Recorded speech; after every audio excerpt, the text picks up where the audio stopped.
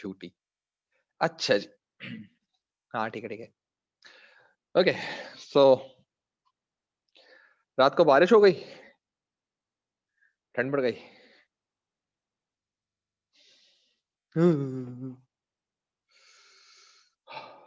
Over reaction. Okay जी, सो अब आप लोगों से हमने जो ओहो हो! ऐसा मज़ा मज़ा आ रहा है सर्दी में जिससे कोई हद नहीं है। चलें जी, अभी तो मेरे हाथ इतने ठंडे हो रहे हैं कि मुझे यही समझ नहीं आ रहा कि मैं लिखूँ किस तरह से।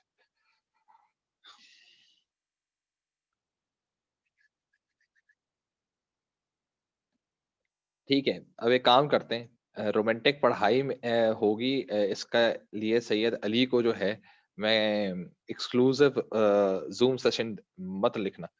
मैं एक्सक्लूसिव ज़ूम सेशन देने को तैयार हूँ। सही है? एक रोमांटिक माहौल में मैं और अली पढ़ेंगे। क्या ख़्याल है अली? हैं? रोमांटिक पढ़ाई बिज़नेस स्टडीज़ के नाम।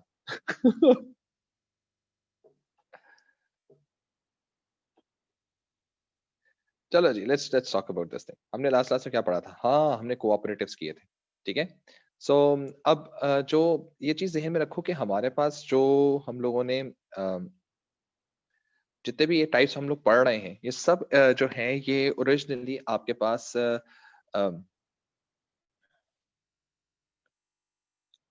अरे आप छोड़ो तो सही, अशर फ़िक्र नहीं करें आप। अली और मैं बस देखिएगा, पढ़ाई के नए सब्जेक्ट्स ओपन करेंगे। अच्छा जी, let's talk about this thing. अब आप लोगों को पता चला आप लोगों का थर्सडे को जो टेस्ट था वो कब हो रहा है? You know that? आप लोगों का थर्सडे को टेस्ट है ना? नो? जल्द आपको एक ज़बरदस्त किस्म की न्यूज़ मिलने वाली है इस बारे में, कि आपका टेस्ट हो रहा है और वो भी शायद कैंपस में हो रहा है और वो कब हो रहा है, इसके बारे में आपको जल्द इन्फॉर्मेशन मिलेगी। ठीक है? तो टेस्ट मेरा ख़्याल है कुछ दिन के लिए पोस्टपोन्ड हुआ है, नॉट फॉर वीक्स जो मेरी बात हुई थी। सो एडमिनिस्ट्रेशन वेल्स कॉलेज की एडमिनिस्ट्रेशन जो है वो अ ये जानती है कि आप लोग बिज़नेस के टेस्ट देने के लिए कितना ज़्यादा बेचैन थे और आप लोगों ने कितनी ज़बरदस्त तैयारी कर ली थी और आप लोगों ने किस तरह से ग्राउंड ब्रेकिंग जो है वो आप लोगों ने तैयारी की हुई थी और यू आर सो एक्साइटेड कि इस वाले टेस्ट के अंदर आप लोगों को तो बस एंड कर देना था ना, लेवल एंड लेवल था। तो इसको मद्देनज़र रखते हुए वेल्स कॉलेज कोरोना के अगेंस्ट जो है वो एक डिसीजन सर बुक ही नहीं खोली थी मैंने। अरे आशा आप अकेले हैं, बाकी क्लास की तैयारी चेक करिएगा, पूछें किसी से भी आप। वो बताएगा आपको कि मैं कितनी तैयारी कर चुका था। खैर अशर वैसे भी आपने पढ़ाई तो वेडनेसडे की रात में स्टार्ट करते हैं और पेपर से कुछ घंटे पहले सर कॉलेज आना स्टूडेंट्स के लिए अलाउड नहीं है। हाँ, हाँ, टेंशन ना लें। हम आपके लिए जो है बाकायदा उससे गवर्नमेंट ऑफ सिंध से जो है एनओसी लेकर आपको बुलाएँगे, परेशान ना सर टेस्ट में क्या आ रहा है? बहुत अच्छे। भई वाह, वाह, वाह! हरीम की तरफ से बड़ा प्यारा क्वेश्चन आया सर टेस्ट में आ क्या रहा है? मेरे ख्याल है मैंने बोर्ड पे लिखवाया भी था। सही है? और मैंने ये बताया था कि 2 क्विज़ेज़ जो हैं वो किस तरह से एम्बेड होंगे। ठीक है? तो बस उसी में से जो पहले वाले क्विज़ की चीज़ें वो आ रही हैं। और ग्रुप पे माशाल्लाह किसी बच्चे ने भेजा हुआ भी है, बड़ा ज़बरदस्त तरीके से उसने भेजा है। तो एग्ज़ैक्टली उसी तरह से एरोज़ भी उसी ने बनाए। मकसद मैं तो देख के हैरान हो गया कि यार माशाल्लाह एरोज़ के साथ और इमोजीज़ के साथ एकदम से फौरन अपडेट किया था ग्रुप पे। तो ग्रुप को अगर आप स्क्रॉल अप करें तो आपको नज़र आ जाएगा। एनी हाउ सो अब ये चीज़ ज़हन में रखें कि हमारे पास चलें ये वीक क्लास नहीं हो रही है, कुछ वीक्स क्लासेस नहीं होंगी, लेकिन there is going to be a way out. ठीक है? जी, हमज़ा, बड़ा ज़बरदस्त हमज़ा, शाबाश हमज़ा, क्या बात है! बहुत अच्छा भेजा था। अच्छा जी, अब ये चीज़ ज़हन में रखें कि आप लोगों को अब पहले तो ज़रा थोड़ा-सा again there is a shift, सही है?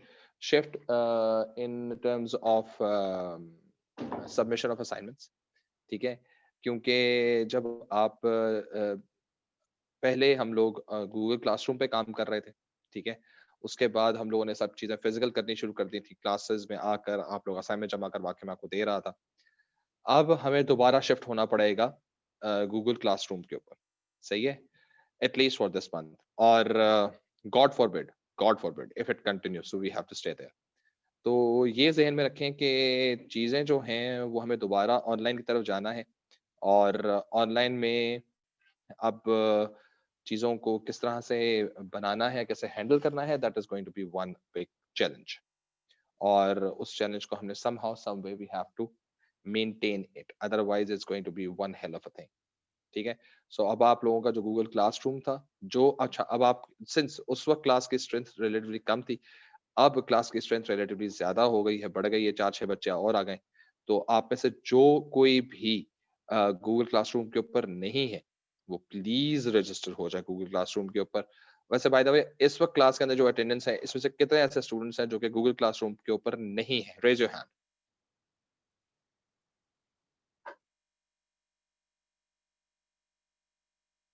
सब हैं गूगल क्लासरूम के ऊपर जो इस वक्त क्लास के अंदर है? ठीक है। वैसे मैं ग्रुप के ऊपर भी दोबारा मैं सेंड कर दूंगा, मैसेज सेंड कर दूंगा, इनविटेशन सेंड कर दूंगा। No sir, Rafay with, okay, Rafay you are not there, fine. So Rafay, group के ऊपर प्लस और जो भी कोई स्टूडेंट हैं, आप अकेले नहीं हैं, there are so many student, मैं भी नहीं हूँ, ठीक है, आप भी नहीं होंगे, बिल्कुल आप नहीं होंगे। तो जो कोई नहीं है, मैं करूंगा इस तरह से कि ग्रुप के ऊपर मैं उस गूगल क्लासरूम का आज जो है वो इनविटेशन सेंड कर दूंगा। You just go and get that follow that invitation, और उससे अपने आप को जाके गूगल क्लासरूम के ऊपर जैसे आप इनविटेशन के थ्रू जाएंगे तो आप रजिस्टर हो जाएंगे, ग्रुप में आ जाएंगे आप। तो अब जितनी भी असाइनमेंट्स होंगी, वो असाइनमेंट्स आपकी गूगल क्लासरूम के ऊपर आपने आपको अपडेट करनी होंगी। अगर इस चीज की इजाजत मिल जाती है कि आप इंडिविजुअली आकर हफ्ते के एंड में आकर आप असाइनमेंट्स कॉलेज जमा करवा सकते हैं, तो क्योंकि कॉलेज तो ओपन होगा, मैंने तब तकरीबन सारी क्लासेस ही होपफुली इंशाल्लाह मैं कैंपस से ही लूंगा। तो उसमें फ़ायदा ये होगा कि हम गूगल क्लासरूम के ऊपर असाइनमेंट तो ज़रूर पोस्ट कर देंगे, लेकिन फिर एक टोटल पूरी क्लास का एक फिर फाइनल डिसीजन हम एडमिनिस्ट्रेशन से मैं पूछ के, I am not sure about it right now कि वेदर इट इज़ पॉसिबल और नॉट, लेकिन पूरे उससे पूछ के फाइनलाइज़ करके विल सेट अ स्ट्रैटेजी कि किस दिन जो है आप ने असाइनमेंट्स जो होमवर्क के जमा करवाने हैं, तो फिर इंडिविजुअली आइए, असाइनमेंट जमा करवाइए और चले जाइए आराम से, ठीक है? लॉकडाउन तो नहीं हो रहा, लेकिन ये कॉलेजेस बंद और इंस्टीट्यूशंस बंद होने का मतलब ये तो हरगिज़ नहीं है कि आप लोगों ने घरों से बाहर नहीं निकलना। सही है? दुनिया जहान की हरकतें करने के लिए बाहर निकलेंगे, तो ज़रा ये हरकत करने के लिए बाहर आके कॉलेज में सबमिट करवा के चले जाइएगा। ज़िंदगी आसान हो जाएगी। क्योंकि हमें हमारे पास फिज़िकल एविडेंसेस होने हैं। मैंने आपको कल ही क्लास में भी कहा था कि टोस्ट पहले यहाँ से गर्म हो रहा था, अब टोस्ट यहाँ से गर्म होगा। ठीक है? तो उसके लिए we have to get ready for that. Anyhow, so अब हम लोगों ने जो बात करनी है, आज जो हमने बात करनी है, यहाँ तक बात कर चुके हैं हम लोग। बड़ा स्लोली काम कर रहे हैं, कोई बहुत रॉकेट के समझ पढ़ाई नहीं कर रहे हैं हम लोग। क्योंकि यूनिट 1 में है ही नहीं कुछ भी पढ़ाने वाला, तो थोड़ी-थोड़ी चीज़ें हैं, तो हर क्लास के अंदर एक एलिमेंट को हम लोग कवर कर रहे हैं। देयरफॉर हमने बात की थी बिज़नेस टाइप्स की, और काफ़ी अरसे से हम बिज़नेस टाइप के ऊपर लगे हुए हैं। ज़िंदगी मैंने कभी इतना लंबा करके नहीं पढ़ा है बिज़नेस टाइप, लेकिन इस बार पढ़ाना पड़ रहा है, क्योंकि इसके टॉपिक्स जो हैं, क्लासेस इस तरह से हो रही है ना, ऑनलाइन और फिज़िकल। सो हमने एक क्लास के अंदर जो था, हमने सोल ट्रेडर और पार्टनरशिप और basics of private limited company के बारे में बात की थी। फिर हमने ये प्लान किया था कि जी प्राइवेट लिमिटेड कंपनी के बाद you have a lot of options, और उन ऑप्शंस के अंदर आप फिर एक जगह से दूसरी जगह पे आप जा सकते हैं। जब ये चीजें हो रही होती हैं, तो उसमें काम क्या होगा, उसमें काम ये होगा कि बिजनेस जो है वो पब्लिक लिमिटेड कंपनी बन सकता है, उसके बारे में भी पढ़ लिया। कंपनी जो है फ्रेंचाइज ओपन भी कर सकती है, उस बारे में भी पढ़ लिया। कंपनी जॉइंट वेंचर में भी जा सकती है, उसके बारे में भी पढ़ लिया। सही है? कंपनी जो है वो कोऑपरेटिव्स की तरफ से भी जा सकती है, उसके बारे में भी पढ़ लिया। ठीक है? अब हमारे पास चौथी जो हमारे पास रोड है, जिसमें हम लोग जा सकते हैं। मकसद अब कंपनी के पास अगेन चांस है कि प्राइवेट लिमिटेड कंपनी से अगर उसे ग्रो करना है, तो उस ग्रो करने के लिए what they must further do. तो फर्दर डूइंग्स जो हैं उनके लिए हमारे पास अब जो ऑप्शन आ रहा है, this is known as holding companies. सही है? Holding companies. और होल्डिंग कंपनीज का, या होल्डिंग कंपनीज की बात कर लें, या ग्रुप ऑफ कंपनीज की बात कर लें, ये दोनों एक ही चीज है। ठीक है? अब होता क्या है, कंपनी एक तरह से ये समझ लो कि जैसा से आपने एक हाथ में बहुत सारे शॉपिंग बैग्स पकड़े हुए होते हैं और हर शॉपिंग बैग में कुछ अजीब चीजें होती हैं। फॉर एग्जाम्पल आपको घर में से कहा गया कि जी जाके दुकान से आप दही भी ले आएँ, अंडे भी ले आएँ, सब्ज़ी भी ले आएँ, फल भी ले आएँ, ठीक है? और चाय का डब्बा भी लें, ठीक है? तो ये आपके काम कहा गया था। अब ज़ाहिर-सी बात है, आप किसी एक थैली के अंदर ये सब चीज़ें रख कर लेके नहीं आ सकते क्योंकि इनकी might be possible shops different हों, सही है? दही लाने के लिए आपके पास कोई और शॉप होगी, सब्ज़ी के लिए आपके पास कोई और शॉप होगी, फल माइट बी पॉसिबल वहाँ से मिल जाए लेकिन again there is going to be a separate थैला फॉर इट, सही है? सिमिलरली अंडे और चाय के लिए शायद आपका एक ही थैला बन रहा हो। By the end of the game you basically holding like 2 और 3 होल्डिंग वर्ड क्या आ रहा है? होल्डिंग, सही है? You basically are holding 3 or 4 shopping bags और each bag has its own product, सही है? इसी तरह से the hand is basically जो आपका हाथ जिसमें आपने वो थैले पकड़े हुए हैं, that hand is basically the group, सही है? The group that holds a lot of different companies, सही है? अब वो जो होल्डिंग वही हो गया ना, होल्डिंग कंपनी हो गई ना, एक आपके पास ये हाथ है और हाथ ने बहुत सारे थैले पकड़े हुए हैं। जो थैले इट्स एक थैला जो है वो एक बिज़नेस है, सही है? बाज़ थैले जो आपने पकड़े हुए हैं, वहाँ पर बहुत सारा प्रॉफिट मार्जिन होगा। बाज़ थैले ऐसे होंगे जहाँ पे प्रॉफिट मार्जिन ज़्यादा नहीं होगा, सही है? सो इसका और बाज़ हर हर थैला जो है उसपे डिफरेंट नेचर की प्रोडक्ट एक्सिस्ट कर रही है। इसी तरह से कंपनीज़ भी करती हैं और ये क्यों किया गया है? आपने सब एक ही बड़े वाले थैले में क्यों नहीं रखा? भाई हर एक की चीज़ की अपनी एक रिसोर्स होती है। फॉर एग्जाम्पल आपसे कहा जा रहा है कि आप दही लेकर आओ, रोटियाँ लेकर आओ तंदूर की, ठीक है ना?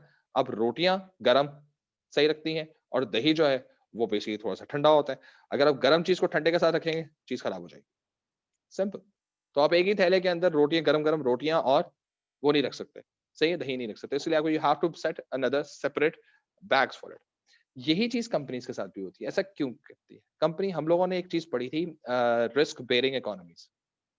और रिस्क बेयरिंग इकोनॉमीज क्या चीज होती है कि जहां पर कंपनीज जो हैं अपने चांसेस ऑफ लो प्रॉफिट और चांसेस ऑफ लॉसेस को रिड्यूस करने के लिए what they do they basically come up with different range of products. अब कंपनी करती क्या है, कंपनी अपने प्रॉफिट्स को मेंटेन करने के लिए या अपने आप को बचाने के लिए या डिफरेंट जगहों पे मूव करने के लिए, ठीक है? उसके पास ऑप्शंस क्या होते हैं कि वो जॉइंट वेंचर्स भी कर सकता है। लेकिन बाज़ का जॉइंट वेंचर्स में ना उसको इतना वो कंफर्टेबल होता नहीं है कि यार मेरा अपना काम होना चाहिए, छोटा ही काम हो लेकिन अपना काम हो। बिला वजह मैं दूसरे किसी की क्यों लो-लो-पो-पो करूँ, सही है? कोऑपरेटिव हो, पहले से डर लगता है यार चलो ठीक है म्यूचुअल बेनिफिट के लिए काम हो सकता है, लेकिन यार छोड़ ना, क्या ज़रूरत है? कोऑपरेटिव में काम नहीं करते, अपना छोटा-सा काम करते हैं, सही है? अपना काम करेंगे, उसको इंशाल्लाह ग्रो करेंगे। सिमिलरली फ्रैंचाइज़ ओपन कर सकते हैं, लेकिन फ्रैंचाइज़ ओपन करने के अंदर भी फ्रैंचाइज़ी पर डिपेंड करना पड़ता है, मज़ा नहीं आ रहा।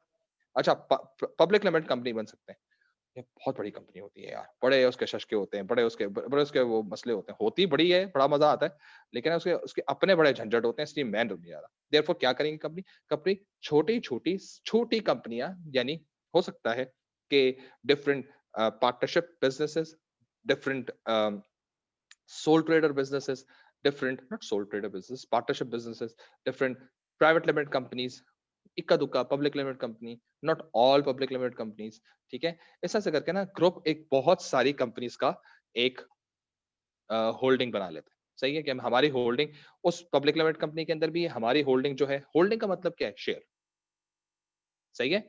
तो अब कंपनी करती क्या है? कंपनी डिफरेंट कंपनीज के अंदर इन्वेस्ट करके अपनी होल्डिंग्स वहां पे सेट कर लेती है। इससे होता क्या है? कुछ प्राइवेट लिमिटेड कंपनीज होती है तो उनके ऑडिट इतने ज्यादा होते नहीं, जाहिर सी बात है उनको इतनी ग्रांट्स या सब्सिडीज वगैरह भी नहीं मिलती, इसलिए थोड़ी सी वो ना अय्याशी के अंदर काम कर सकती है, सही है? पब्लिक लिमिटेड कंपनी के अंदर गवर्नमेंट के ग्रांट सब्सिडीज ये भी होते हैं लेकिन उनकी अय्याशी रिलेटिवली कम होती है क्योंकि they have to open all the financial statements in front of their shareholders. तो ये जहन में रखो कि जब हम ये बात कर रहे होते हैं तो कंपनीज करती क्या है, they basically hold a lot of different companies, सही है? ईदर दे ओन इट और they have a share in it, सही है? इस तरह से एक कंपनी है दीवान ग्रुप्स, ठीक है? अब दीवान ग्रुप्स जो है वो बड़े आराम से एक काम कर सकती थी। दीवान मोटर्स मकसद दीवान मोटर्स वो कंपनी है, पब्लिक लिमिटेड कंपनी, सही है? वो कंपनी है जो पाकिस्तान के अंदर BMW ऑथराइज्ड वे में लेकर आ सकती है। सही है? आपके पास अगर आप कोई वो हैं दुकान वाले, सही है? कार शोरूम वाले, और आपको लेटेस्ट मर्सिडीज जो है वो लानी पड़ेगी। लेटेस्ट मर्सिडीज 2019-20 की जो लेटेस्ट मर्सिडीज का मॉडल है, वो आप पाकिस्तान लाना चाहते हैं, आप नहीं ला सकते। बहुत ज्यादा आपको जो है अमाउंट पे करनी पड़ेगी, ठीक है? और फिर आप उसको लेकर आ सकते हैं। यही चीज अगर दीवान वालों के थ्रू आप करें, तो दीवान वालों के पास पहले से अवेलेबल होगी, और वो ही गाड़ी, ठीक है, वही मर्सिडीज जो होगी, वो आपको देंगे, और वो तकरीबन उसके और आपकी बाइक के देंगे तो 20-22 लाख रुपए का डिफरेंस होगा।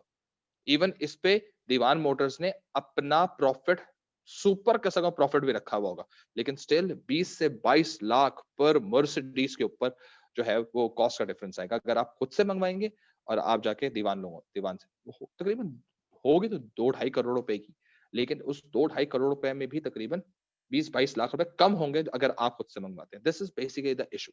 तो पाकिस्तान के अंदर ऑथराइज्ड डीलर्स कौन है? दीवान मोटर्स। सही है? पाकिस्तान में तो शाहनवाज प्राइवेट लिमिटेड के पास कॉन्ट्रैक्ट है। शाहनवाज दीवान के पास है ओरिजिनल उसके स्पेयर पार्ट्स का, ठीक है? उनके पास लाइसेंस, शाहनवाज वालों के पास लाइसेंस है।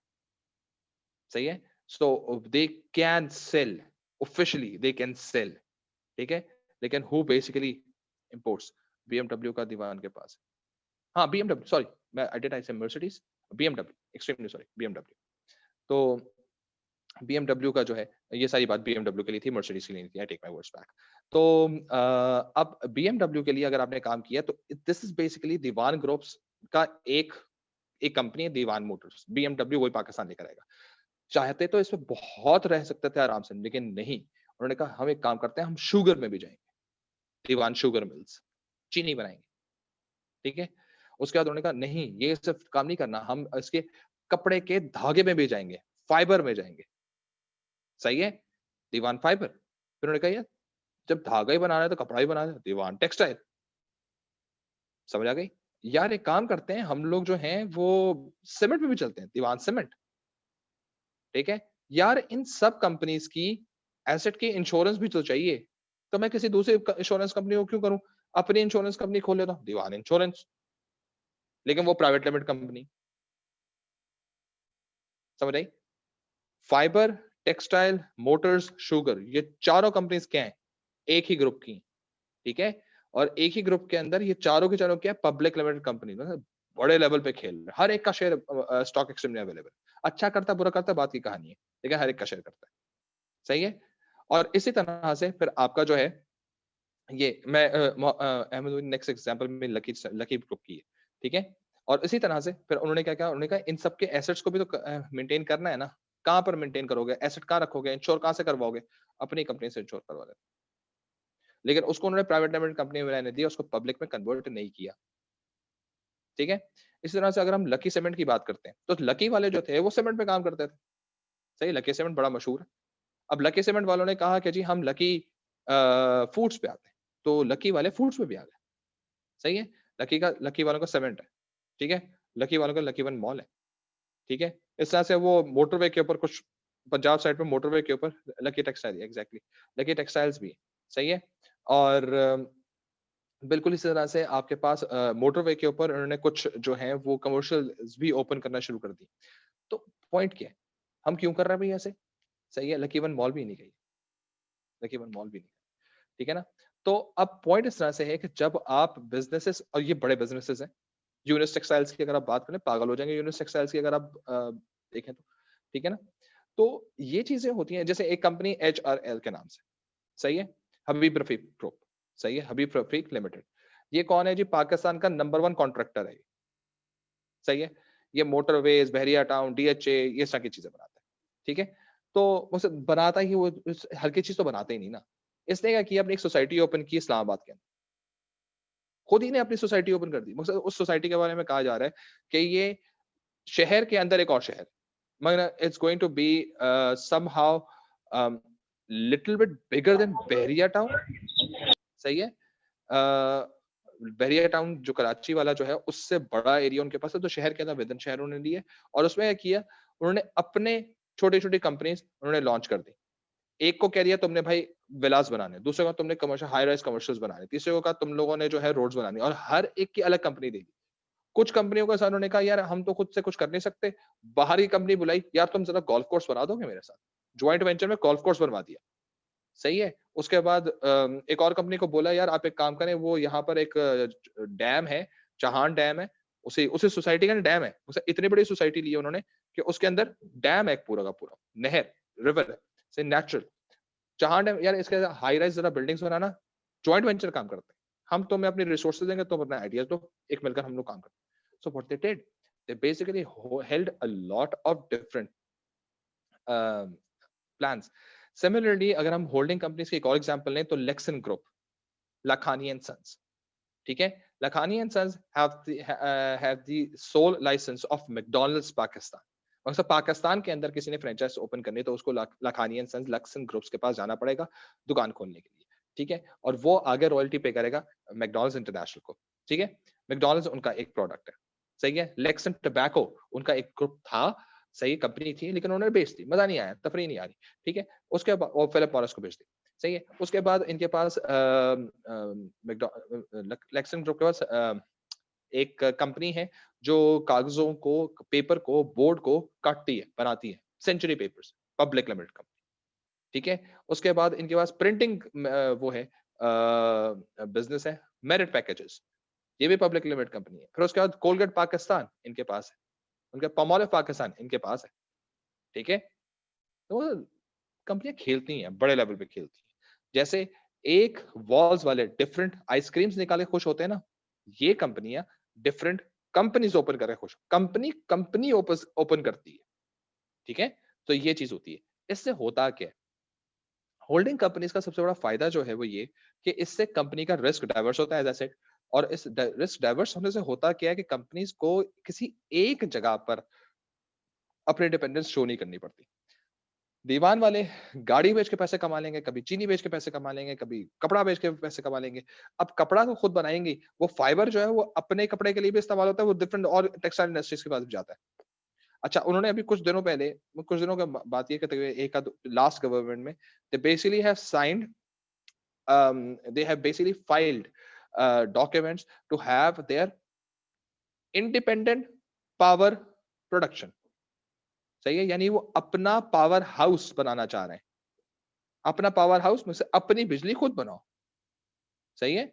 निषाद वालों की अपनी बिजली खुद बनती है, सही। इस तरह के डिफरेंट आईपीओस जो है वो कमर्शियल, तो उन्होंने कहा हम बिजली बनाएंगे, लेकिन बिजली बनाकर हम अपने लिए इस्तेमाल करेंगे। भाई देखो, लकी सीमेंट को भी बिजली की जरूरत है, वापडा तो देती नहीं, सही है। फाइबर को भी जरूरत है, सही है। टेक्सटाइल को भी जरूरत है, ऑटोमोबाइल वाली को भी जरूरत है, सही है। इनके सबकी बिजली बिजली चलती है, मशीन वगैरह चलती है, तो यार अपनी बिजली हम खुद बनाते हैं और इनको दे देंगे। अब अगर वो बिजली खुद बनाएगा, सही है, अगर वो बिजली खुद बनाएगा और बिजली बना के अपने ही यूनिट्स को देगा, तो क्या बिजली का बिल आएगा? नहीं, बिजली का बिल नहीं आएगा। And that is basically they are going to reduce significant amount of cost, और सारी से किस में कन्वर्ट हो जाएगी, उनकी प्रॉफिट्स में कन्वर्ट हो जाएगा, सही है। सो दिस इज बेसिकली, इस टर्मिनोलॉजी को कहते हैं क्रॉस सब्सिडाइजेशन, ठीक है। ये वो एक्स फैक्टर है, ये वो अल्टीमेट फैक्टर है जिसके ऊपर कंपनीज हमेशा अपनी व्यू पॉइंट रखती हैं। और उस व्यू पॉइंट रखने के बाद सर, लेकिन बिजली बनाने की कॉस्ट, तो बिजली बनाने की कॉस्ट उससे तो कम होगा ना, बिजली खरीदने की कॉस्ट से तो कम होगी ना, या उससे भी ज्यादा होगी। बिजली बनाई जाती है, उसके आगे बेचा जाता है। तो अगर आपको बिजली का यूनिट जो है वो आपको 9 रुपए का पड़ता है, तो आपका क्या ख्याल है कि वो 8 रुपए में बनती होगी, वो 1 या 2 रुपए में बनती होगी। तो 7 रुपए का तो डिफरेंस है ना आपको पर यूनिट के ऊपर, और आप करोड़ हा यूनिट इस्तेमाल कर रहे होते दिन के लिहाज से, तो कुछ करोड़ रुपए दिन के आप सेव कर रहे हो, ठीक है। This is the cost reduction. और ना सिर्फ आप अपने लिए बिजली बना रहे हैं, बल्कि आप तो और उन्होंने असल में डॉक्यूमेंट का साइन किया हुआ है कि जी हम वापडा को, मकसद जो पंजाब साइड पे, फेडरल साइड पे जो बिजली देती है, उनके साथ कहा है कि हम आपके ग्रिड के अंदर भी, क्योंकि हमारी प्रोडक्शन तो होगी, सही है, प्रोडक्शन में हमारे जितने भी इंडस्ट्रीज है वो तो हो गई, अपना घर का मसला तो मैंने सॉल्व कर लिया, जनरेटर की तार हम वापडा को भी दे देंगे, तो वापडा के भी ग्रिड के अंदर यानी वापडा की सप्लाई के अंदर हम इतने मेगावाट जो हैं वो हम दे सकते हैं। तो इन्होंने उन्होंने वापडा को भी बेचा, मतलब जो पेरेंट कंपनी है उसको भी बेचना शुरू कर दिया। और तफरी है ना फुल टाइम, मेरे ख्याल से एमओयू साइन हो चुका है उनका, and they basically jumping in this. Therefore companies करती यही है। यहाँ पर ज़हन में रखना, सर फैक्ट्रीज में मोस्टली जनरेटर्स ही यूज होते हैं बिकॉज दे नीड हाइट। जी नहीं, ऐसा कुछ भी नहीं है। पाकिस्तान के अंदर सिर्फ उस वक्त होता है जब हमारे पास बिजली नहीं होती। सही है, याद रखो। आप साइट काइट लाडी इंडस्ट्रियल एरिया, कोडंगी इंडस्ट्रियल एरिया, साइट एरिया पे जाओ या हब इंडस्ट्रियल एरिया पे जाओ, ये चारों के चारों जो हमारे इंडस्ट्रियल एरियाज हैं वहां पर सिर्फ बिजली ना होने की वजह से हाई एंड जनरेटर्स लगे, वरना बगैर जनरेटर से काम होता है। सही है, क्योंकि बिजली मिल नहीं पा रही थी। आप जाके देखो वहां पर कितने हाई टेंशन वायर्स चल रही होती है। बकायदा उनको एक्सक्लूसिव वोल्टेज, एक्सक्लूसिव फैसिलिटीज के लिए उनके लिए बकायदा एक एक्सक्लूसिव वो बिछाई जाती है, वायर्स बिछाई जाती हैं, पूरे ग्रिड स्टेशन अलग से लगाए जाते हैं। तो पॉइंट यही है, क्योंकि यहाँ पर बिजली का मसला था, तो हम पाकिस्तान को एग्जाम्पल बना के नहीं देख सकते, क्योंकि पाकिस्तान के अंदर ऐसा की चीजें, बाहर के मुल्कों के अंदर तो वारे नहीं आ रहे हो। मकसद मैं ये देखकर हैरान हो गया था 2016 के अंदर, 2016 के अंदर बांग्लादेश ने पाकिस्तान के टेक्सटाइल टाइकून्स को, टेक्सटाइल हेड्स को, टॉप नॉच कंपनीज को एक ओपन टेंडर भेजा था। सही है, और उस ओपन टेंडर के अंदर उन्होंने ये लिखा था कि आप अपनी प्रोडक्शन का कुछ हिस्सा बांग्लादेश में लेकर भी हैं। सिंपल सी बात है।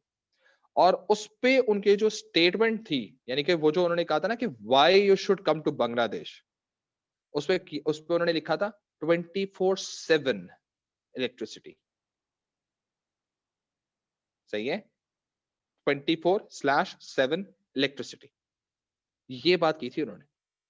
ठीक है, यानी वो चीज जो बेसिक नेसेसिटी होती है वो उनका क्या बन चुका था, यूनिक स्टैंडर्ड। अब बांग्लादेश जो इतना टिड्डा सा है, सही है, जिसको हमने अपनी ही पॉलिटिकल उसके वजह से सुपरमेसी के लिए हमने उसको तोड़ के फेंक दिया था, उसने पाकिस्तान की टेक्सटाइल इंडस्ट्री को एक टेंडर भेजा था कि जो आना चाहते हैं आ जाए, 10 साल के लिए हम उनको 24/7 बिजली देंगे लोअर रेट्स के ऊपर, और वो टैक्स फ्री जोन के ऊपर, टैक्स डिस्काउंटेड जोन के ऊपर काम करेंगे, टोटल एक्सटर्नल इकोनॉमीज। सही है, तो अफरोज टेक्सटाइल्स मिल्स यहां से वहां चली गई थी। सही है, और अफरोज टेक्सटाइल्स मिल्स का जो एरिया था ना उस पर लकीवन बनाओ, और अफरोज टेक्सटाइल्स मिल्स का जो सारा वेस्टेज था वो, sir 9 rupee is cheaper than टका। जी हाँ, होगा। वो डिपेंड, ये देखो, ये बात करना कि जी पाकिस्तान रुपी इज महंगा देन टका, या उस is has have low value than taka, तो अ, ये इसके इसके पीछे 10 और फैक्टर्स भी हैं। लेकिन अगर आप लोग, मैं जो आपसे जो बात कर रहा हूँ वो ये है कि आपने वो इम्तियाज के साथ वाली पार्किंग देखी है, नाले में जो पार्किंग होती है। सही है, ये वो जो नाला है ना, यहाँ पर अफ्रोज टेक्सटाइल्स मिल्स का सारा वेस्टेज आई गिरता था। ये पहले एरिया ऐसे चलता था 2010-11 के अंदर, यानी आगे थोड़ी सी जाके अफरोज टेक्सटाइल्स थी, उसका सारा वेस्टेज जाके यहाँ गिरता था। अफरोज टेक्सटाइल्स मिल उठ के चली गई बांग्लादेश, वहां पर खुल गया लकी वन, ये जगह बन गई पार्किंग, अभी भी जो कि इलीगल पार्किंग। तो खैर, ये तो खैर लोकेशन डिसीजन का सिलसिला है, लेकिन मैं भी वही बात कर रहा हूँ, कंपनीज को इतना ज्यादा फायदा होता है, और ये दीवान वाले इस तरह से फायदा कर रहे हैं। सर थोड़ा आगे एक और टेक्सटाइल की फैक्ट्री है। हाँ जी, होगी। सही है, शार फैसल के ऊपर क्यू मोबाइल का बड़ा सारा डिपो है, वहां पे फैक्ट्री लगी हुई थी क्यू मोबाइल की, बंद हो गई वो, शार फैसल पे। पॉइंट क्या है, पॉइंट ये है कि कंपनीज जो है ना वो करती हैं डिफरेंट बिजनेसेस के अंदर इन्वेस्ट। सही है, और बाज औक़ात उनकी इन्वेस्टमेंट इतनी ज्यादा हो जाती है कि वो कंपनी उनकी होल्डिंग में आ जाती है। ठीक, और जब उनकी होल्डिंग में आ जाती है तो डेफिनेटली फिर ये चीजें जो होती है वो थोड़ी सी डिफरेंट होनी शुरू हो जाती है, और वो जब डिफरेंट होनी शुरू हो जाती हैं, सो बेसिकली उनके पास ज्यादा प्रॉफिट्स आने शुरू हो जाते हैं, hence they can grow well. अब उसमें रहते हुए वो जॉइंट वेंचर ओपन करें, फ्रेंच, अब सोचो एक कंपनी है जो कि 4-6 डिफरेंट जगहों पे काम कर रही है। सही है? अब उसकी फ्रेंचाइजिंग ओपन कर दी, उसमें जॉइंट वेंचर्स ले लिए, सही है? उसमें कोऑपरेटिव्स में चले गए। मतलब now you can earn in sky is your limit then. सही, इतना पैसा आ रहा होता है कि सब अब गनी ग्लासेस अगर हम बात करें, गनी ग्रुप है एक, अब गनी ग्लासेस है, गनी टेक्सटाइल है और पता नहीं 10,000 कंपनियां उनकी भी पड़ी। उनके ओनर्स के बेटों से मेरी मुलाकात हुई थी, सही है? तकरीबन कोई 2-3 साल पहले मैं लाहौर गया था, तो वहाँ पर उनसे मेरी मुलाकात हुई और उनसे जब मेरी मुलाकात हुई तो वो दे बेसिकली ये इतनी बड़ी-बड़ी दाढ़ी है उनकी, उनके बेटों की, सही है? एक माशाल्लाह हाफ़िज़ कुरान है, इतनी बड़ी दाढ़ी है उन लोगों की, मूंछें साफ है, कुर्ता-शाह पहना है, टोपी पहनी है। देखने से लगता है तबलीग करने के लिए आए हैं। पता है ना गनी ग्रुप के ये वो हैं, बोर्ड ऑफ डायरेक्टर्स हैं और उनसे जब मेरी बात हो रही थी तो कहते हैं यार हम लोगों ने ना हमारा दिल चाह रहा है पीएसएल में ना मुल्तान सुल्तान खरीद लें। मुल्तान सुल्तान की हमने बिड दी भी है। लेकिन चलो इसकी एक और टीम आएगी हम उसमें पैसा लगा मतलब सोचा यार तुम्हारी, तुम फ्रैंचाइज़ खरीद रहे हो? तो पॉइंट पता है क्या है? उनकी सोचें डिफरेंट होती हैं। हम ये टी-शर्ट, ये शर्ट खरीदते हुए 3 दफ़ा सोचते हैं, यार ये महँगी तो नहीं है, यार इसको भी हम ड ब्लैक फ्राइडे पे खरीद लें। वो पीएसए के टीम्स खरीद रहे होते हैं। यानी कि वो उस लड़के की एज उस पर्टिकुलर मोमेंट 23 थी and he was willing to buy Multan Sultan और उसे बिड दी भी थी। वो ख़ैर अलग बात है कि उसके जहांगीर तरीन के बेटे ने खरीद ली इवेंचुअली, लेकिन बिड उन्होंने मिटा दी हुई थी। मतलब ऐसे खेल रहे होते हैं। See that is the point. तो बाकायदा उन्होंने उसका ब्रेक इवन श्रेक इवन निकाल कर डिस्कस कर रहे थे, तो हाँ, ब्रेक इवन देखा था यार हो जाएगा, ढाई 3 साल के अंदर रिकवर हो जाएगा, ये वो फलाने-ढिमाके। That's the thing. तो इस तरह से काम हो रहे होते हैं। Money is not an issue for you, ठीक है? ये चीज़ है।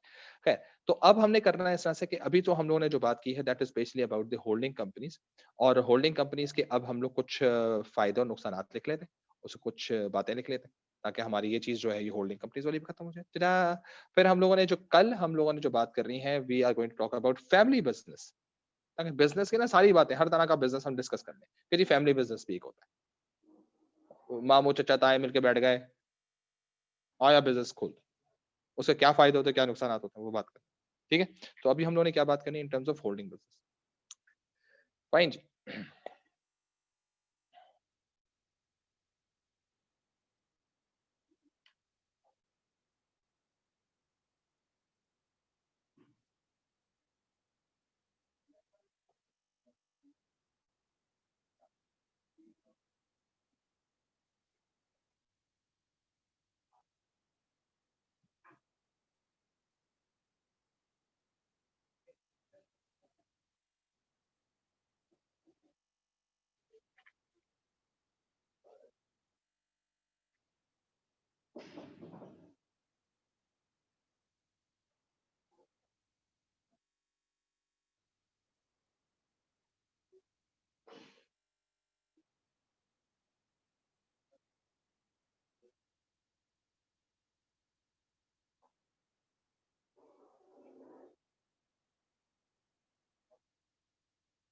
एक मिनट ज़रा।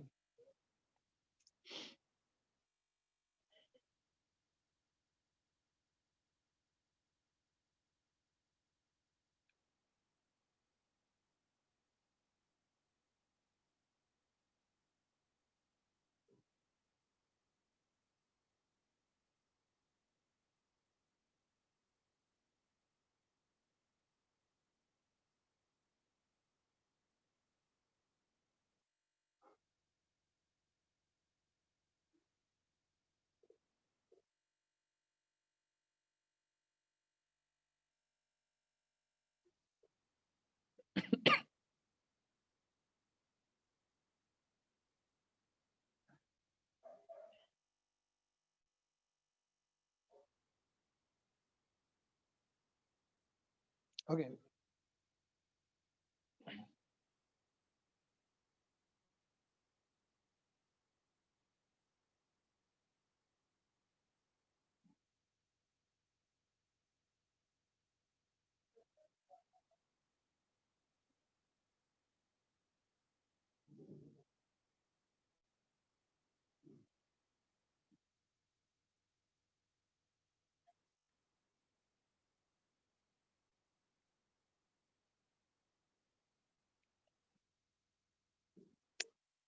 टेबल हिल रही है नॉन स्टॉप।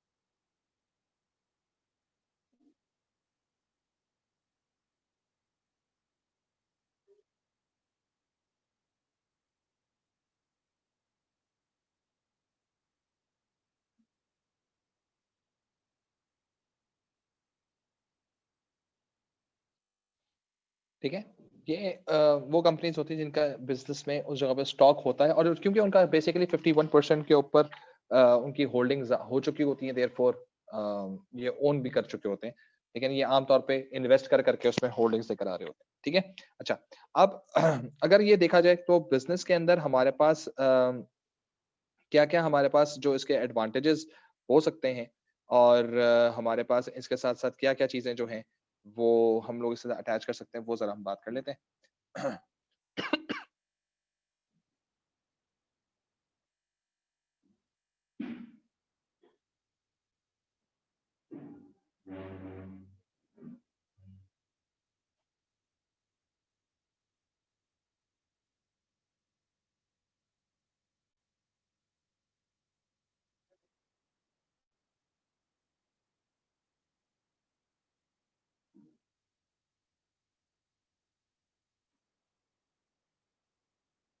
सबसे पहले जो फ़ायदा होता है होल्डिंग कंपनीज़ का, वो ये है कि आप बड़े तमीज़ के, बड़े सुकून से, बड़े सलीके के साथ कॉम्पिटिशन को आप अवॉइड करते हैं। मीनिंग आप कॉम्पिटिशन में होते ही नहीं, कॉम्पिटिशन में तो वो लोग लड़ रहे होते हैं। फॉर एग्ज़ाम्पल मैंने किसी कंपनी में इन्वेस्ट किया, वो कॉम्पिटिशन देख रही है, मैं तो इन्वेस्टर, ठीक है?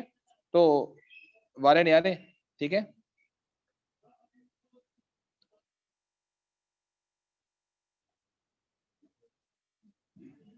अगेन वही रिस्क अवॉइडेंस की बात आ गई कि रिस्क बड़े ज़बरदस्त तरीके से आप अवॉइड कर सकते हैं।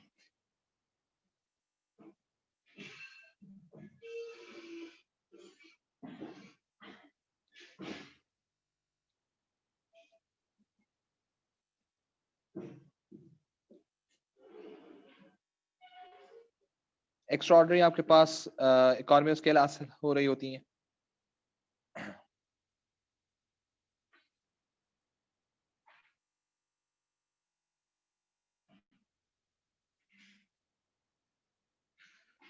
सही है, सीक्रेसी मेंटेन्ड होती है। उसमें आप में से शायद कुछ लोगों को पता होगा कि लेक्सन ग्रुप के पास मैकडॉनल्ड्स है, और लेक्सन ग्रुप का कोलगेट है या उनका पमोलिव है।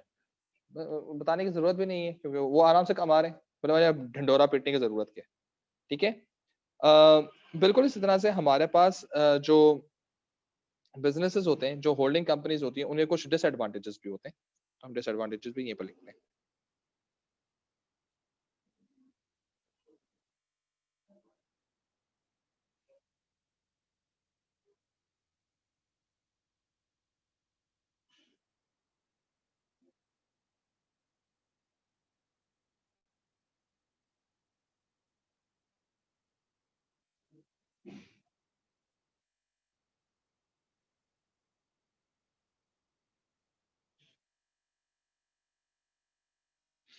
ओवर कैपिटलाइजेशन का मतलब ये होता है कि समटाइम्स कंपनीज जो हैं उन्होंने बहुत ज्यादा इन्वेस्ट किया हुआ होता है, but they are not getting the return. सही है,